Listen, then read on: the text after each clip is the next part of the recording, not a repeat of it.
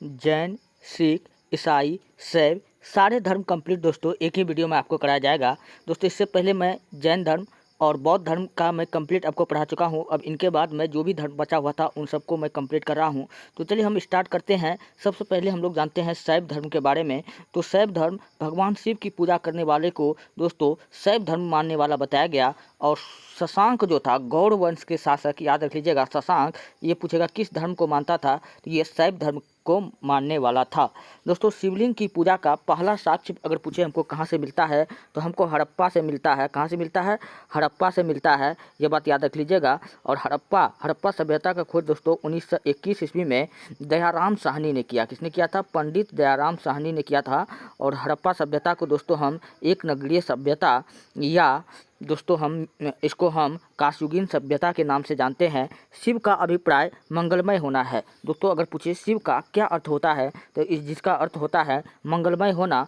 शिव के 11 रुद्र अवतार हैं और ऋग्वेद में शिव के लिए रुद्र नामक देवता का उल्लेख हुआ है, जबकि अथर्ववेद में शिव को भव, सर्व, पशुपति तथा भूपति नाम दिया गया है। तो आपसे पूछा जाएगा सर्व, पशुपति तथा भूपति नाम शिव को कहाँ हमको देखने को मिलता है, तो अथर्ववेद में सुनने को मिलता है। नेक्स्ट है लिंग पूजा का स्पष्ट वर्णन हमको मत्स्य पुराण में मिलता है। तो लिंग पूजा का जो हमको स्पष्ट वर्णन हमको कहाँ मिलता है? मत्स्य पुराण में। नाथ संप्रदाय की स्थापना पूछेगा किसने किया था? मत्स्येंद्र नाथ ने की थी तथा इसका प्रचार बाबा गोरखनाथ ने किया था। चलिए पशुपत संप्रदाय शैवों का सबसे प्राचीन संप्रदाय है। इसके संस्थापक अगर पूछे कौन थे, तो लकुलिश थे। कौन थे? लकुलिश थे, जिन्हें भगवान शिव के 18 अवतारों में से एक माना गया है। चलिए आजीवक धर्म। दोस्तों आजीवक धर्म का अगर स्थापना का अगर बात पूछे तो कौन था? तो मखलीपुत्र गौसाल था। और मखलीपुत्र गौसाल की अगर बात करें, इन्होंने महावीर स्वामी के साथ ही तपस्या का स्टार्ट किया, लेकिन महावीर स्वामी को ज्ञान की प्राप्ति हो गई और मखलीपुत्र गौसाल को नहीं हुआ। तो इन्होंने कहा कि सब कुछ भाग्य पर निर्भर करता है। इसलिए दोस्तों आजीवक धर्म जो है किस पे विश्वास करता है? भाग्य पे विश्वास करता है। ऐसा जो भी मानने वाला था उन सब को लेकर एक धर्म बना दिया, जिसे हम लोग आजीवक संप्रदाय यानी आजीवक धर्म के नाम से जानते हैं। चलिए एलोरा के प्रसिद्ध कैलाश मंदिर का निर्माण राष्ट्रकूट राजा कृष्ण प्रथम ने करवाया था। आप ये बात याद रख लीजिएगा। अगर राष्ट्रकूट वंश का अगर संस्थापक पूछेगा कौन था, तो दंती दुर्ग। कौन था? दंती दुर्ग था इस वंश का संस्थापक। चलिए नेक्स्ट है चोल शासक राज प्रथम ने तंजौर में प्रसिद्ध राजेश्वर मंदिर का निर्माण कराया, जिसे बृहदेश्वर मंदिर भी कहते हैं। यह शैव धर्म से संबंधित मंदिर है। कुषाण शासकों की मुद्रा पर शिव एवं नंदी का एक साथ चित्र मिलता है। किस शासक की मुद्रा पर शिव और नंदी का एक साथ चित्र मिलता है? तो कुषाण शासक के। दोस्तों कुषाण जो थे, हाँ कुषाण वंश का अगर संस्थापक का अगर बात करें कौन था, तो कुजुल कदफिसेस। कौन था? कुजुल कदफिसेस। और इस वंश का सबसे शक्तिशाली राजा पूछेगा कौन था, तो कनिष्क था। इनका जन्मदिन कब हुआ था? इनका जन्म कब हुआ था? 78 एडी में। इन्होंने अपने जन्मदिन पर शक संवत नामक कैलेंडर चलाया और कश्मीर में कनिष्कपुर नामक शहर को बसाया और कश्मीर को जीता, इस बात का पता मिलता है दोस्तों। और इसके बारे में कहा जाता है कि कनिष्क जो था रेशम मार्ग पर कब्जा किया था। किसका पर? रेशम मार्ग पर कब्जा किया था। और इन्हें हम लोग दूसरा अशोक के नाम से भी जानते हैं। चलिए नेक्स्ट है ईसाई धर्म। अब हम ईसाई धर्म की अगर बात करें तो ईसाई धर्म के संस्थापक ईसा मसीह हैं। कौन है? ईसा मसीह है। इस धर्म का प्रमुख ग्रंथ अगर नाम पूछे कौन सा है, तो बाइबिल है। ईसा मसीह का जन्म जेरूशलेम के निकट बेथलेहम नामक स्थान पर हुआ था। ईसा मसीह के जन्म को हम लोग क्रिसमस डे के रूप में मनाते हैं। और प्रत्येक वर्ष क्रिसमस डे हम लोग कब मनाते हैं? 25 दिसंबर को। कब मनाते हैं? 25 दिसंबर को मनाते हैं। नेक्स्ट है अगला हमको धर्म पढ़ना है दोस्तों सिख धर्म। तो सिख धर्म का स्थापना अगर पूछेगा कि किसके द्वारा किया गया था, तो गुरु नानक देव के द्वारा किया गया था। इनका जन्म पाकिस्तान के तलवंडी में हुआ था। कहाँ हुआ था? पाकिस्तान के तलवंडी में हुआ था। ये बात याद रख लीजिएगा। और ये सिखों के पहले गुरु थे। सिख धर्म में टोटल पूछेगा कितने गुरु हुए, तो टोटल दोस्तों 10 गुरु हुए। और ये 10वें गुरु पूछेगा कौन थे सिख धर्म के 10वें गुरु, तो सिख धर्म के जो 10वें गुरु थे वो कौन थे? सिख धर्म के 10वें गुरु जो थे वो थे सिख धर्म के 10वें गुरु के फटाफट आप लोग नाम बताइए। अभी दिमाग में नहीं आ रहा है लेकिन बाद में नाम याद आ जाएगा, मैं आपको बता दूंगा। सिख धर्म के जो 10वें गुरु थे वही अंतिम गुरु भी थे। फटाफट आप लोग बताइए। ये बादशाह बाबर तथा हुमायूं के समकालीन थे। अभी दोस्तों नाम याद नहीं आ रहा है लेकिन मैं लास्ट में बता दूंगा। चलिए, ये बादशाह बाबर तथा हुमायूं के समकालीन थे। और गुरु नानक देव किसके समकालीन थे? बाबर और हुमायूं के। गुरु नानक ने लंगर यानी इसी को हम लोग कहते हैं पंगत व्यवस्था का प्रचलन कराया। दोस्तों लंगर का मतलब होता है भंडारा, तो गुरु नानक देव ने लंगर व्यवस्था का प्रचलन करवाया, ये बात याद रख लीजिएगा। इन्होंने ही अनेक संगत दोस्तों हम लोग कहते हैं धर्मशाला, जो भी व्यक्ति आकर के कहीं पर रहता है तो इन्होंने संगत का स्थापना किया। गुरु नानक देव की मृत्यु पूछेगा कब हो गया था? 1539 ईस्वी में। दोस्तों पंजाब के आसपास जगह पड़ता है करतारपुर, यहीं पर इनकी क्या हो गई थी? मृत्यु हो गई थी। इनका जन्म 1469 ईस्वी में पाकिस्तान के तलवंडी में हुआ था। इनके जन्म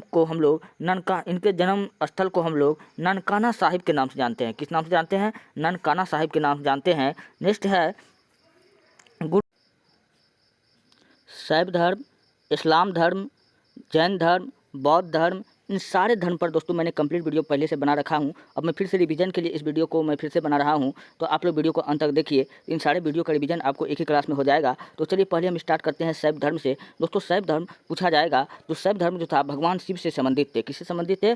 भगवान शिव से संबंधित थे। भगवान शिव की पूजा करने वाले शैव कहलाए। क्या कहलाए? शैव। और ऐसा जो भी लोग करते थे उसको शैव धर्म माना गया, उन लोगों को शैव धर्म के लोग माना गया। दोस्तों शिवलिंग की पूजा का अगर पूछेगा, पहला साक्ष्य, पहला प्रमाण हमको कहाँ से मिलता है? तो हड़प्पा से मिलता है। हड़प्पा सभ्यता का खोज 1921 ईस्वी में पंडित दयाराम साहनी ने किया था। इसे काशयुगीन सभ्यता या एक नगरीय सभ्यता या सरस्वती सभ्यता इत्यादि नाम से हम लोग जानते हैं। दोस्तों शिव का अभिप्राय यानी शिव का पूछेगा अर्थ क्या होता है? तो मंगलमय होना होता है। क्या होता है? मंगलमय होना होता है। शिव के 11 रुद्र अवतार हैं। कितने अवतार हैं? 11 रुद्र अवतार हैं। ऋग्वेद में शिव के लिए रुद्र नामक देवता का उल्लेख है। तो ऋग्वेद में शिव के लिए किस देवता का नाम का उल्लेख मिलता है? शिव के लिए किस नाम का उल्लेख है?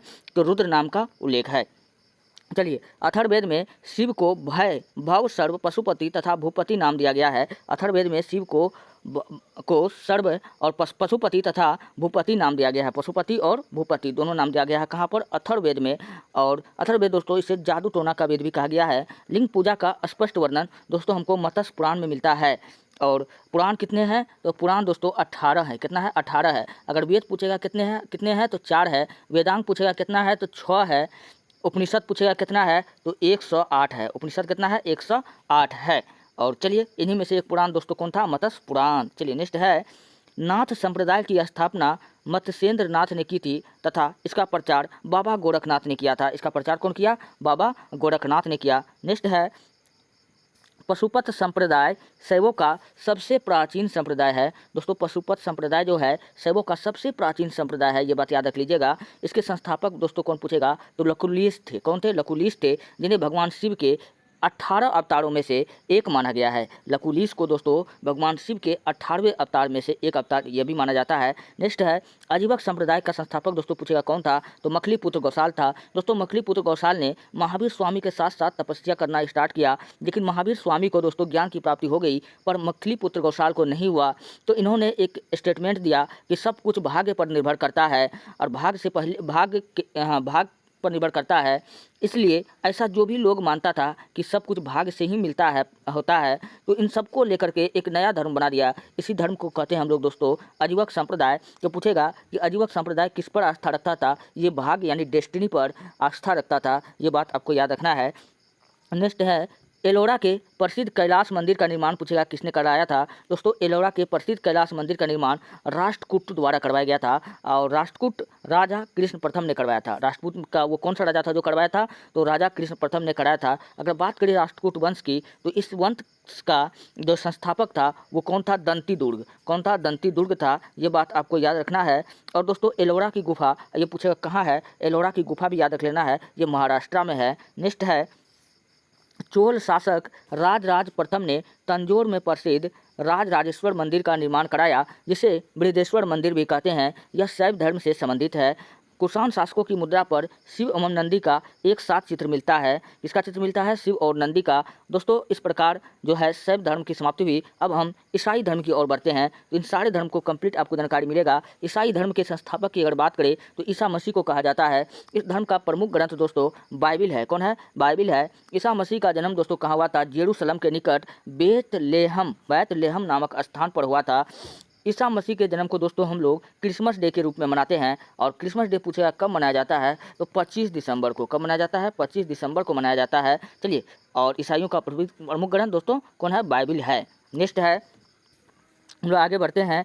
अगला है कि सिख धर्म। दोस्तों अब हम लोग थोड़ा सा सिख धर्म की अगर बात करें तो सिख धर्म का स्थापना दोस्तों पूछेगा किसने करवाया, किसने किया था? तो गुरु नानक देव ने किया था। इनका जन्म दोस्तों 1469 ईस्वी में। कब हुआ था? 1469 ईस्वी में पाकिस्तान के तलवंडी में हुआ था। पाकिस्तान के तलवंडी में हुआ था। इनके जन्म स्थल को दोस्तों हम लोग ननकाना साहब के नाम से जानते हैं। किस नाम से जानते हैं? ननकाना साहब के नाम से जानते हैं। ये सिखों के पहले गुरु थे, सिखों के प्रथम गुरु थे। इतनी बात आपको याद रखना है। नेक्स्ट है, ये बादशाह बाबर तथा हुमायूं के समकालीन थे।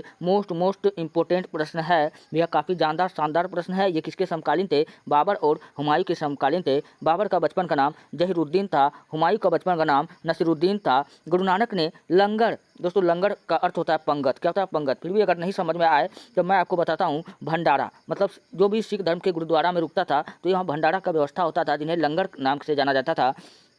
लंगर व्यवस्था का प्रचलन पूछेगा कौन करवाया था? तो इन्होंने ही करवाया था। और इन्होंने संगत बोले तो धर्मशाला, जो लोग जो लोग यहाँ आते थे तो वो लोग रहते थे, इसी को दोस्तों क्या कहते हैं? धर्मशाला। तो संगत जो है इसकी भी स्थापना किसने किया था? गुरु नानक देव ने किया था। गुरु नानक देव की अगर बात करें तो 1539 में इनकी मृत्यु पंजाब में करतारपुर के पास हो गई थी। और इनका जो जन्म है दोस्तों मैंने अभी भी बताया 1469 ईस्वी में पाकिस्तान के तलवंडी में हुआ था। इनके जन्म स्थल को ननकाना साहब के नाम से जानते हैं। गुरु अंगद सिखों के दूसरे गुरु थे। सिखों के दूसरे गुरु का नाम पूछे तो कौन था? तो गुरु अंगद देव था। और टोटल जो अगर सिख धर्म में अगर गुरु का नाम पूछे टोटल कितना गुरु हुआ था? दोस्तों टोटल 10 गुरु हुआ था। कितना गुरु हुआ था? 10 गुरु हुआ था। और सिखों के दोस्तों अंतिम गुरु दोस्तों कौन था? फटाफट आप लोग कमेंट में बताइए। और वही दोस्तों था, सिखों के 10वें गुरु भी थे। फटाफट आप लोग कमेंट में बताइए उनका नाम, नहीं तो उनका भी बारे में मैं आपको बतेबे करेंगे अभी। गुरु अंगद सिखों के दूसरे गुरु थे। इनका नाम बाबा लहना था। क्या नाम था? बाबा लहना था। इनका बचपन का नाम दोस्तों पूछेगा क्या था? तो बाबा लहना था। गुरुमुखी लिपि का आरंभ पूछेगा किसने किया था? तो गुरु अंगद देव ने ही किया था। गुरुमुखी लिपि का आरंभ पूछेगा किसने किया था? तो गुरु अंगद देव ने किया था। इन्होंने लंगर पंगत व्यवस्था को अस्थायी बना दिया, जो गुरु नानक द्वारा शुरू किया गया था। इनको इन्होंने क्या कर दिया? परमानेंट कर दिया।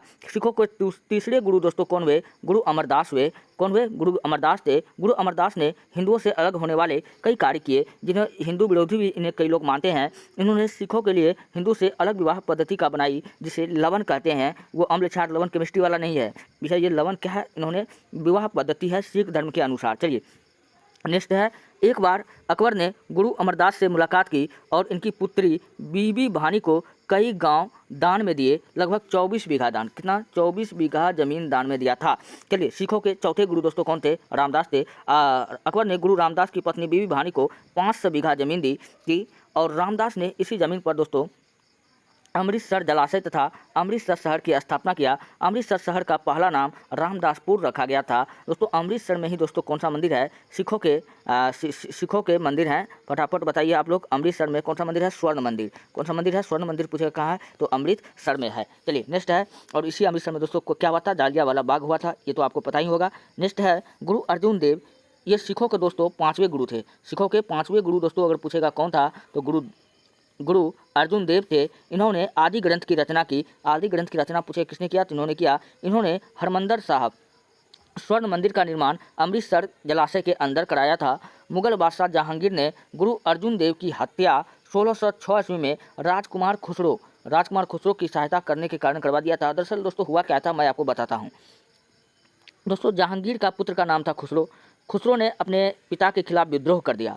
इन्होंने विद्रोह इसलिए किया था क्योंकि जहांगीर को लग गया था नशे की लत, जिसके कारण खुसरो को लगने लगा कि इनकी माता क्या होती है, मर जाती है इन्हीं के टेंशन में, जहांगीर के टेंशन में, जब ये नशे में डूबा हुआ रहता है तो इनको लगने लगता है कि हमारी माता का मौत का वजह कहीं न कहीं जहांगीर ही है, जिसके कारण क्या होता है, इन्होंने अपने पिता के खिलाफ विद्रोह कर दिया और गुरु अर्जुन देव जो सिखों के 5वें गुरु थे, इनके शरण में चला गया, जिसके कारण जहांगीर काफ़ी क्रोधित होकर इनको क्या कर दिया, मृत्युदंड की सज़ा दिया। तो ये बात आपको याद रखना है। नेक्स्ट है सिखों के छठे गुरु। दोस्तों सिखों के अगर छठे गुरु की अगर बात करें तो हरगोविंद सिंह जी थे। इन्होंने सिखों का सैन्य संगठन का रूप दिया था, अकाल तख्त का निर्माण कराया। काफ़ी इंपॉर्टेंट प्रश्न है, अकाल तख्त का निर्माण सिखों के कौन से गुरु करवाए थे, छठे गुरु करवाए थे। नाम पूछे तो गुरु हरगोविंद सिंह ने। चलिए नेक्स्ट है, ये 2 तलवार बांधकर गद्दी पर बैठते थे तथा दरबार में नगारा बजाने की व्यवस्था का शुरुआत करवाया। इन्होंने अमृतसर की किलेबंदी की। सिखों के 7वें गुरु का अगर बात किया जाए तो हरराय देव जी थे तथा दारा सिखों ने इनसे मुलाकात की तथा इन्होंने उसे आशीर्वाद भी दिया था। दारा सिखों को आशीर्वाद सिखों के किस गुरु ने दिया था, गुरु हरराय देव जो 7वें गुरु थे सिखों के। दोस्तों अगर सिखों के 8वें गुरु का अगर बात करें तो सिखों के जो 8वें गुरु हुए गुरु हरिकिशन सिंह थे। इनकी मृत्यु चेचक से हो गई। सिखों के किस गुरु की मृत्यु चेचक से हो गई, तो चेचक से हो गया किसका, सिखों के 8वें गुरु। सिखों के 8वें गुरु दोस्तों हरिकिशन जी थे। इनकी मृत्यु दोस्तों चेचक रोग से हो गई थी।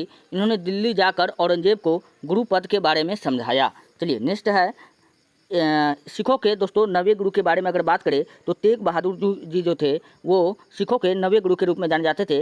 इस्लाम स्वीकार न करने के कारण औरंगजेब ने इनकी भी हत्या करवा दिया था। ये बात आप याद रख सकते हैं। सिखों के 10वें व अंतिम गुरु दोस्तों कौन थे, गुरु गोविंद सिंह। इनका जन्म दोस्तों कहाँ हुआ था, इनका जन्म हुआ था पटना में। इन्होंने पाहुल प्रणाली की शुरुआत की। ये अपने को सच्चा बादशाह कहते थे। इन्होंने सिखों के लिए 5 ककार अनिवार्य किए, मतलब 5 प्रकार के नियम लाए। केस रखना, कंघा करना और कृपान, कच्छा और कड़ा का पहनना अनिवार्य कर दिया। इन्होंने पुरुषों के नाम के अंत में सिंह तथा महिला के नाम के अंत में कौर जोड़ने को कहा।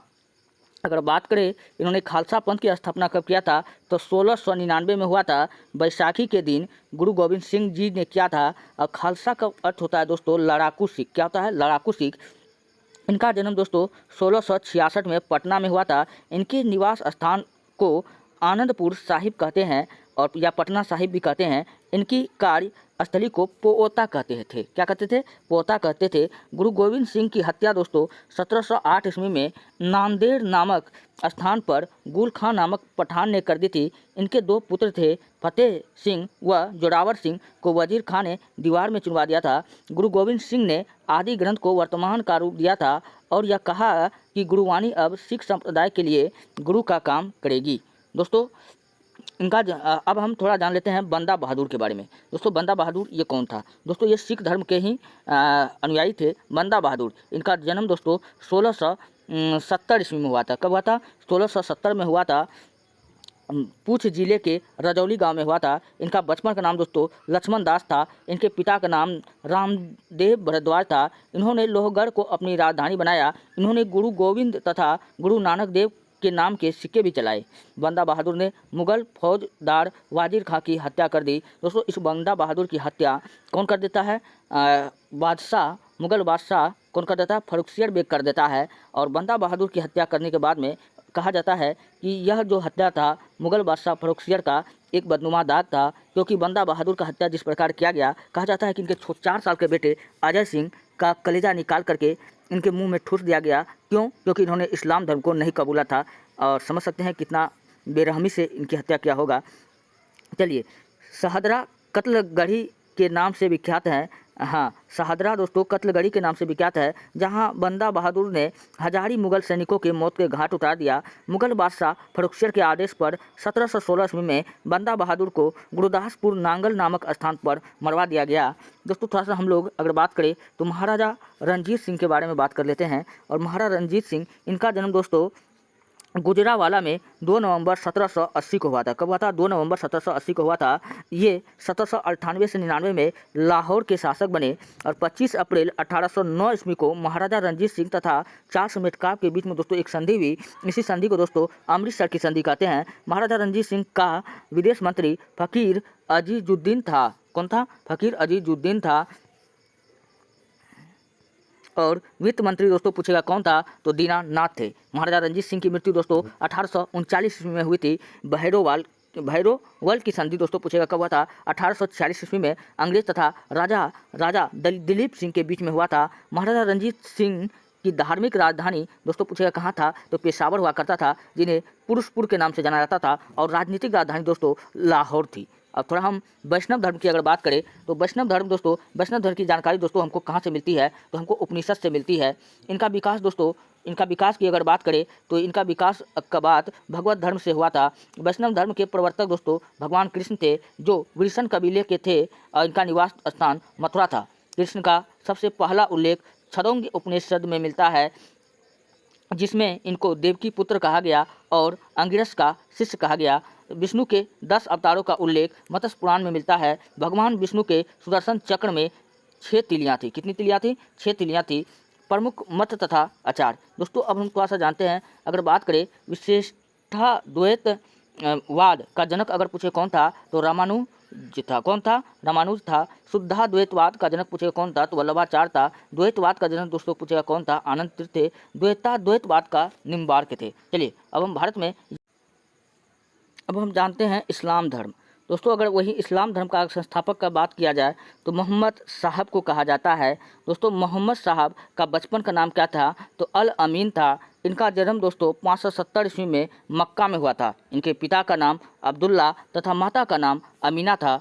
हजरत मोहम्मद साहब को 610 ईस्वी में मक्का के पास दोस्तों एक गुफा है, हीरा कुंड नामक गुफा के पास इनको ज्ञान की प्राप्ति हुई। वही 24 सितंबर 622 ईस्वी को पैगंबर को मक्का से मदीना की यात्रा को इस्लाम धर्म में हिजरी सबत के नाम से जाने लगा। मोहम्मद साहब की शादी 25 वर्ष की आयु में खदीजा नामक एक कपड़ा विक्रेता थी, महिला थी, इनसे हो गया था। ये बात याद रख लीजिएगा, जो इनसे बड़ी थी। मोहम्मद साहब की पुत्री का नाम फातिमा तथा दामाद का नाम अली था। कुरान इस्लाम धर्म का पवित्र ग्रंथ है। हजरत मोहम्मद साहब की मृत्यु 632 ईस्वी में हुई थी। इन्हें मदीना में दफनाया गया। मोहम्मद साहब की मृत्यु के बाद इस्लाम धर्म दोस्तों 2 भाग में बट गया। एक भाग शिया कहलाया तो वहीं दूसरे भाग सुन्नी कहलाया। शिया मोहम्मद साहब के दामाद की शिक्षाओं में विश्वास करते थे, मतलब जो मोहम्मद साहब का अनुयायी हुआ करते थे। और जो सुन्नी थे मोहम्मद साहब के कथनों पर, यानी वो मोहम्मद साहब को फॉलो करते थे।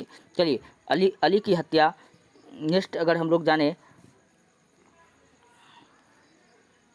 अली की हत्या दोस्तों